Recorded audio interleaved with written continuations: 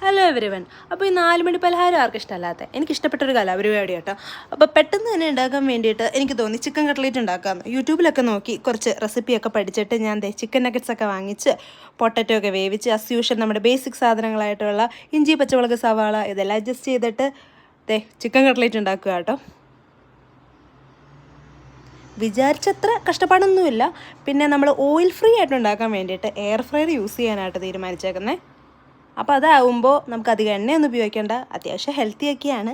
അങ്ങനെ ഒരു കുഴപ്പമില്ലാത്തൊരു ഹെൽത്തി ആയിട്ടുള്ളൊരു ചിക്കൻ കട്ട്ലേറ്റ് അതായിരുന്നു എൻ്റെ പ്ലാൻ.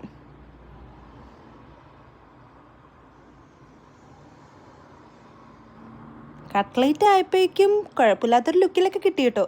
ലുക്ക് അത്ര സെറ്റല്ലെങ്കിലും സംഭവം ടേസ്റ്റ് ആയിട്ടുണ്ട്. ടെസ്റ്റർ നബി കഴിച്ച് നോക്കി അടിപൊളിയാന്ന് പറഞ്ഞു. അപ്പോൾ എൻ്റെ ചായക്കടി സെറ്റായിട്ടുണ്ട്.